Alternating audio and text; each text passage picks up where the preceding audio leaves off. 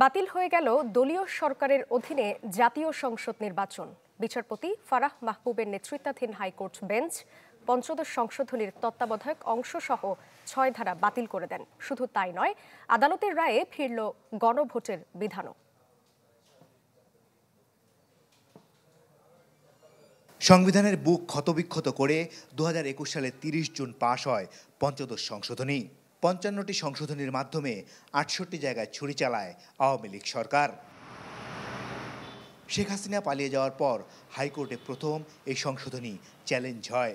মঙ্গলবার রায়ে হাইকোর্ট বলেন, পঞ্চদশ সংশোধনীর মাধ্যমে সংবিধানের মৌলিক কাঠামো ধ্বংস করা হয়। পরে আদালত বাতিল করে দেন দলীয় সরকারের অধীনে সংসদ নির্বাচনের বিধান। ফলে ফিরে আসে তত্ত্বাবধায়ক সরকার ব্যবস্থা। তত্ত্বাবধায়ক সরকার ব্যবস্থা বাতিল করাটা যখন কোর্ট বলছেন অবৈধ, দ্যাট মিনস ইন আদার ওয়ার্ডস তত্ত্বাবধায়ক সরকার সিস্টেম বৈধ। হাইকোর্ট তার রায়ে গণভোট ফেরানোর পথও খুলে দেন। একই সাথে সংবিধান বহির্ভূতভাবে ক্ষমতা দখল সংক্রান্ত ৭ ক ও খ অনুচ্ছেদও বাতিল করা হয়।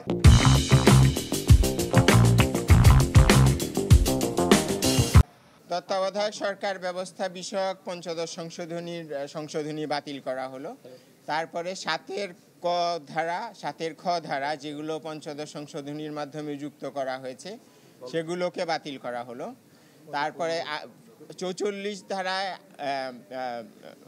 মৌলিক অধিকার বাস্তবায়নের ক্ষমতা যে কোনো আদালতকে দেওয়ার একটা বিধান যুক্ত করা হয়েছিল, সেটাকে বাতিল করা হয়েছে।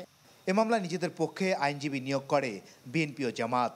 তাদের আইনজীবীরা বললেন, তত্ত্বাবধায়ক ফিরে আসায় তারাও খুশি। সংবিধানের মৌলিক কাঠামোতে রূপান্তরিত হয়েছে। কেন?